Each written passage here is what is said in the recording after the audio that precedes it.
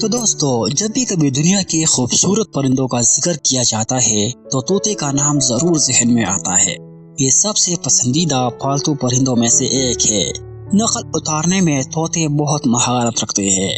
انسانوں کی طرح بولنے کے علاوہ بعض دوسری آوازیں بھی بڑی عمدگی سے نکال لیتے ہیں، اور ہاں، طوطے سیٹی بھی بجاتے ہیں۔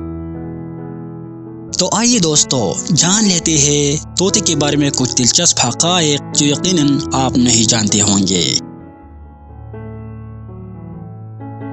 فیکٹ نمبر 1، کیا آپ کو پتا ہے کہ طوطے کو ایک بے وفا پرندہ بھی کہا جاتا ہے؟ اسی چاہے جتنے لمبے وقت پالتو بنا کر کیوں نہ رکھ لیا جائے، ایک بار یہ پنجرے سے باہر نکل گیا تو اپنے مالک کو موڑ کر نہیں دیکھتا۔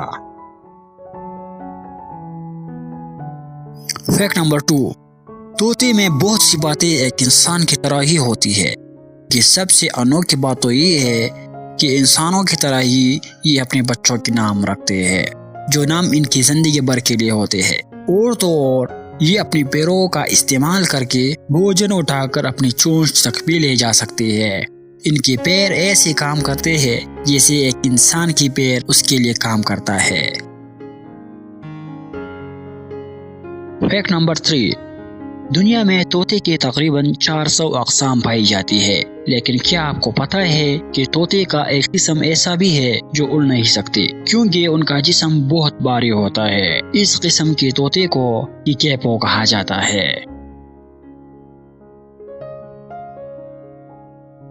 فیکٹ نمبر 4، دنیا کا سب سے پڑھا لکھا طوطا پک نام کا طوطا ہے، جس نے تقریباً 1718 الفاظ یاد کیے تھے۔ اسی بنا پر اسے Guinness book of world records میں بھی شامل کیا گیا تھا۔ فیکٹ نمبر 5، جیسا کہ کچھ انسان موٹاپے کا شکار ہو جاتے ہیں، اسی طرح طوطے بھی موٹاپے کا شکار ہو جاتے ہیں اور اپنے موٹاپے سے پریشان بھی ہوتے ہیں۔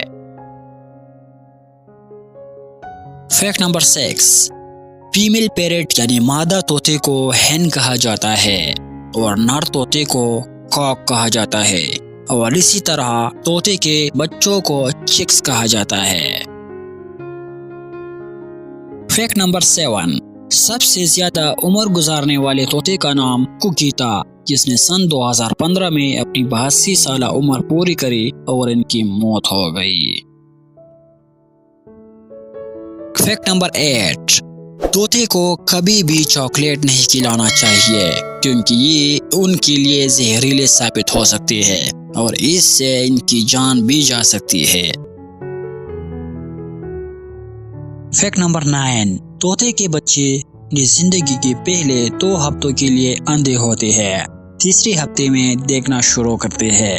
اسی طرح کچھ ہفتوں کے بعد ان کے پر آنا شروع ہو جاتے ہیں اور تقریباً 1 سے 4 سال تک پوری طرح سے مکمل ہو جاتے ہیں۔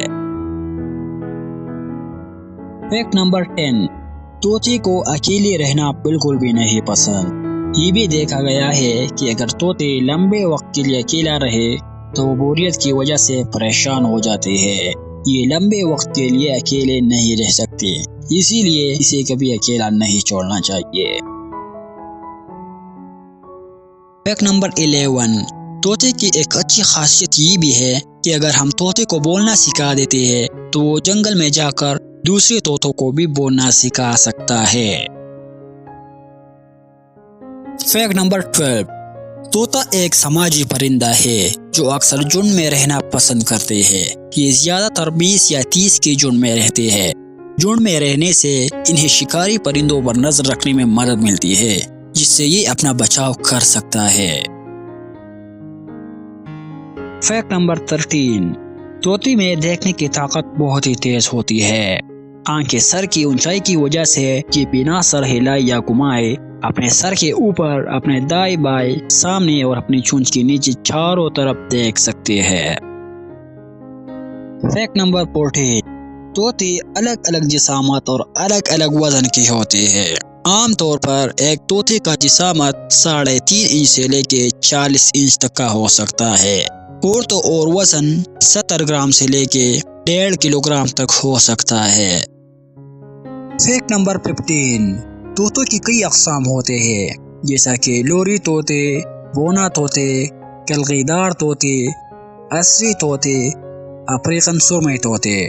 لوری طوطے کو آسٹریلین طوطے بھی کہلاتے ہیں۔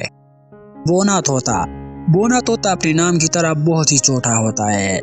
کلغیدار طوطے، یہ طوطوں کے ایک اور خاندان کا نام ہے۔ یہ طوطا خاصا بڑا ہوتا ہے۔ اصلی طوطے، یہ طوطوں کے 8ویں خاندان سے تعلق رکھتے ہیں اور یہ وہ طوطے ہیں جو اکثر گھروں میں پائے جاتے ہیں۔ افریقن سرمئی طوطے، یہ طوطے چند گھنٹوں میں ہی الفاظ سیکھ جاتے ہیں اور مختلف تاثرات مثلاً بھوک، خوف اور بیزاری وغیرہ کا اظہار بخوبی رکھتے ہیں۔